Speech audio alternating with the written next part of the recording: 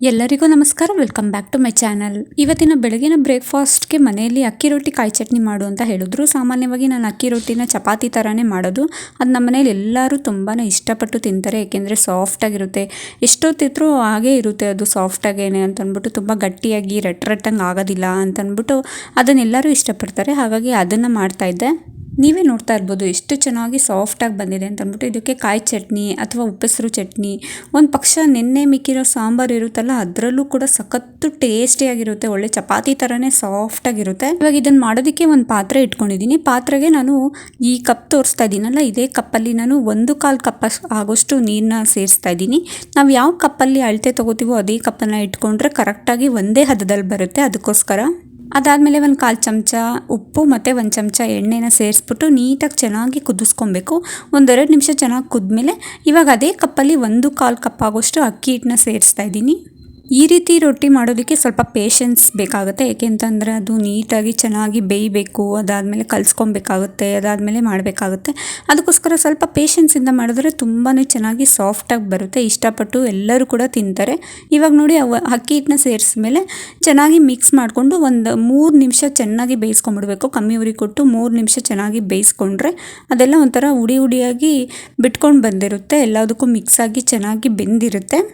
ಇವಾಗ ಸ್ಟವ್ನ ಆಫ್ ಮಾಡಿಕೊಂಡು ಇದನ್ನು ಪಕ್ಕಕ್ಕೆ ಶಿಫ್ಟ್ ಮಾಡ್ಕೊಳ್ತೀನಿ. ನಾನಿಲ್ಲಿ ಒಂದು ದೊಡ್ಡ ತಟ್ಟೆಗೆ ಹಾಕ್ಕೊಳ್ತಾ ಇದ್ದೀನಿ, ಏಕೆಂದರೆ ಪಾತ್ರೆಯಲ್ಲಿ ಹಾಕ್ಕೊಂಡ್ರೆ ಕೆಳಗಡೆ ಬಿಸಿ ಇರುತ್ತೆ, ಮೇಲ್ಗಡೆ ಆರಿರುತ್ತೆ. ಅದಕ್ಕೆ ಬೇಡ, ತಟ್ಟೆಲೆ ಹಾಕ್ಕೊಂಡ್ಬಿಟ್ಟು ನೀಟಾಗಿ ಆರಿಸ್ಕೊಳ್ಳೋಣ ಅಂತಂದ್ಬಿಟ್ಟು ಹಾಕ್ಕೊತಾ ಇದ್ದೀನಿ. ಒಂದು 10 ನಿಮಿಷ ಆದಮೇಲೆ ಇವಾಗ ಕೈನ ಒದ್ದೆ ಮಾಡಿಕೊಂಡು ನೀಟಾಗಿ ಚೆನ್ನಾಗಿ ಚಪಾತಿ ಥರನೇ ಕಲಿಸ್ಕೊಂಡ್ಬಿಡ್ಬೇಕು. ನಾವು ಚಪಾತಿ ಹಿಟ್ಟನ್ನು ಹೇಗೆ ಹದವಾಗಿ ಕಲಿಸ್ತೀವೋ ಅದೇ ರೀತಿ ಹದದಲ್ಲಿ ಅಕ್ಕಿ ಹಿಟ್ಟನ್ನು ಕಲಿಸ್ಕೊಂಡ್ಬಿಡ್ಬೇಕು. ಸುಮಾರು ಒಂದು 5 ನಿಮಿಷ ಚೆನ್ನಾಗಿ ಮಿಕ್ಸ್ ಮಾಡಿಕೊಂಡು ಕಲಿಸ್ಕೊಂಡ್ರೆ ನಾದ್ಕೊಂಡ್ರೆ ಆಯಿತು. ನೋಡಿ ಎಷ್ಟು ಚೆನ್ನಾಗಿ ಸಾಫ್ಟಾಗಿರೋ ಅಕ್ಕಿ ಹಿಟ್ಟು ರೆಡಿಯಾಗಿರುತ್ತೆ. ಇವಾಗ ಒಂದು ಉಂಡೆ ತೊಗೊಂಡು ನೀಟಾಗಿ ಅದನ್ನು ಪ್ರೆಸ್ ಮಾಡಿಬಿಟ್ಟು ನೀಟಾಗಿ ಎಲ್ಲೂ ಕೂಡ ಗಂಟು ರೀತಿ ಅಥವಾ ಒಡೆದೋಗಿರೋ ರೀತಿ ಬರ್ದಿರೋ ಥರ ನೀಟಾಗಿ ಒಂದು ಉಂಡೆ ಮಾಡಿಕೊಂಡು ಅದನ್ನು ಲಟ್ಟಿಸ್ಕೊಂಡ್ಬಿಡೋದು ಅಷ್ಟೇ. ನಾನಿಲ್ಲಿ ಯಾವುದೇ ಕಾರಣಕ್ಕೂ ಒತ್ತೋದಿಲ್ಲ, ಮಾಮೂಲಿಯಾಗಿ ಚಪಾತಿ ಥರನೇ ಲಟ್ಟಿಸ್ತೀನಿ, ಹಂಗೆ ಬರುತ್ತೆ ಅದು. ಬಂಡೆಕಲ್ಲು ನೀಟಾಗಿ ಒರೆಸ್ಕೊಂಡ್ಬಿಡ್ತೀನಿ, ಅದ್ರ ಮೇಲೇ ಲಟ್ಟಿಸ್ತೀನಿ ನಾನು, ಏಕೆಂದರೆ ಬಂಡೆಕಲ್ಲು ತುಂಬಾ ಚೆನ್ನಾಗಿ ನೀಟಾಗಿರುತ್ತೆ ಎನಿ ಟೈಮ್, ಅದಕ್ಕೋಸ್ಕರ ಅಷ್ಟೇ. ಇವಾಗ ಸ್ವಲ್ಪನೇ ಹಿಟ್ಟು ಹಾಕ್ಕೊಂಡು ಈ ರೀತಿಯಾಗಿ ಲಟ್ಟಿಸ್ಕೊಳ್ಳೋದು. ಇಲ್ಲಿ ಒಂದು ಟ್ರಿಕ್ಸ್ ಏನು ಅಂತಂದರೆ, ಸಾಮಾನ್ಯವಾಗಿ ರೌಂಡಕ್ಕೆ ಬರೋದಿಲ್ಲ, ರೌಂಡಿಗೆ ಬಂದರೆ ತುಂಬ ಚೆನ್ನಾಗಿರುತ್ತೆ, ಎಲ್ಲರೂ ಹೊಗಳುತ್ತಾರೆ ಅನ್ನೋ ಕಾರಣಕ್ಕೆ ಲಟ್ಟಿಸ್ಕೊಂಡ್ಬಿಟ್ಟು ಒಂದು ಬೌಲ್ ತೊಗೊಂಡು ಈ ರೀತಿಯಾಗಿ ಪ್ರೆಸ್ ಮಾಡಿಬಿಡೋದು ಅಷ್ಟೇ. ನೋಡಿ ಇವಾಗ ರೌಂಡ್ ಶೇಪ್ ಬಂತು.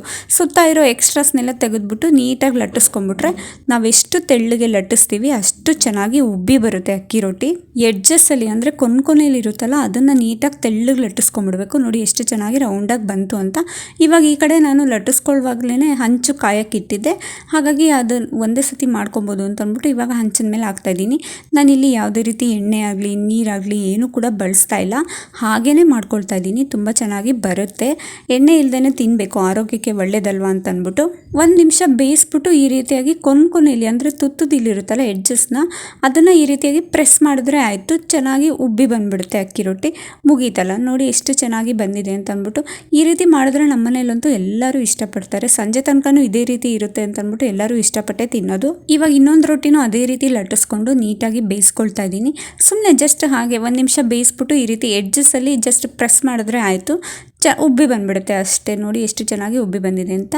ಆಯ್ತಲ್ಲ, ಈ ರೀತಿಯಾಗಿ ಒಂದಲ್ಲ 2 ತೋರಿಸಿದ್ದೀನಿ, ನಿಮಗೆ ಇಷ್ಟ ಆಗುತ್ತೆ ಅಂತ ಅಂದ್ಕೊಂಡಿದ್ದೀನಿ. ಎಲ್ಲ ರೊಟ್ಟಿನೂ ಹೀಗೆ ಬರುತ್ತೆ, ಒಂದು ರೊಟ್ಟಿ ಅಂತಲ್ಲ, ಪ್ರತಿಯೊಂದು ರೊಟ್ಟಿನೂ ಇದೇ ರೀತಿಯಾಗಿ ಉಬ್ಬಿ ಪೂರಿ ಥರನೇ ಬರುತ್ತೆ, ಅಷ್ಟೇ ಚೆನ್ನಾಗಿರುತ್ತೆ. ಇದಕ್ಕೆ ಕಾಯಿ ಚಟ್ನಿ, ಉಪ್ಪೆಸರು ಚಟ್ನಿ ಅಥವಾ ನೆನ್ನೆ ಮಿಕ್ಕಿರೋ ಸಾಂಬಾರು, ಇಲ್ಲಾಂದರೆ ಬಿಸಿ ಸಾಂಬಾರು ಯಾವ್ದು ಬೇಕಾದರೂ ಇಟ್ಕೊಂಡು ತಿನ್ಬೋದು. ಟೊಮೊಟೊ ಗೊಜ್ಜು, ಕರಿ, ಕೂರ್ಮಾ ಯಾವ್ದು ಬೇಕಾದರೂ ಇಟ್ಕೊಂಡು ತಿನ್ಬೋದು. ತುಂಬಾ ಚೆನ್ನಾಗಿರುತ್ತೆ. ನೀವು ಕೂಡ ಮನೇಲಿ ಒಂದ್ಸತಿ ಈ ರೀತಿಯಾಗಿ ಟ್ರೈ ಮಾಡಿ, ಹೇಗೆ ಬರುತ್ತೆ ಅಂತ ಅಂದ್ಬಿಟ್ಟು ಕಮೆಂಟ್ ಮಾಡಿ. ನೋಡಿದ್ರಲ್ಲ ಎಷ್ಟು ಸುಲಭವಾಗಿ ಉಬ್ಬಿರೋ ಅಂಥ ಅಕ್ಕಿ ರೊಟ್ಟಿ ಮಾಡೋದು ಹೇಗೆ ಅಂತ ತೋರಿಸ್ಕೊಟ್ಟಿದ್ದೀನಿ. ಈ ವಿಡಿಯೋ ಇಷ್ಟ ಆಗಿದ್ರೆ ಪ್ಲೀಸ್ ಒಂದು ಲೈಕ್ ಮಾಡಿ, ಶೇರ್ ಮಾಡಿ. ಹಾಗೆ ನೀವು ಯಾರೆಲ್ಲ ಯಾವ ರೀತಿ ಅಕ್ಕಿ ರೊಟ್ಟಿ ಮಾಡ್ತೀರಾ ಅಂತ ಅಂದ್ಬಿಟ್ಟು ನನಗೆ ಕಮೆಂಟ್ ಮಾಡಿ. ಹಾಗೆ ಇನ್ನು ಯಾರೆಲ್ಲ ಹೊಸದಾಗಿ ನನ್ನ ಚಾನಲ್ನ ನೋಡ್ತಾ ಇದ್ದೀರಾ ಪ್ಲೀಸ್ ಸಬ್ಸ್ಕ್ರೈಬ್ ಮಾಡ್ಕೊಂಡು ನೋಡಿ. ಪಕ್ಕದಲ್ಲಿರೋ ಬೆಲ್ ಐಕಾನ್ನ ಕ್ಲಿಕ್ ಮಾಡಿ, ಇದರಿಂದ ನಾನು ಮಾಡೋ ಫಸ್ಟ್ ನೋಟಿಫಿಕೇಷನ್ ನಿಮಗೆ ಬರುತ್ತೆ. ಹಾಗೆ ಪ್ಲೀಸ್ ನನ್ನ ಚಾನಲ್ನ ಸಪೋರ್ಟ್ ಮಾಡ್ತಾಯಿರಿ, ಹೀಗೆ ಎಲ್ಲರೂ ಸಪೋರ್ಟ್ ಮಾಡ್ತಾಯಿರಿ. ಇನ್ನೂ ಅಷ್ಟು ಹೊಸ ವೀಡಿಯೋಸ್ಗಳಿಗಾಗಿ ನನ್ನ ಚಾನಲ್ನ ಸಬ್ಸ್ಕ್ರೈಬ್ ಮಾಡ್ಕೊಂಡು ನೋಡಿ. Thank you for watching.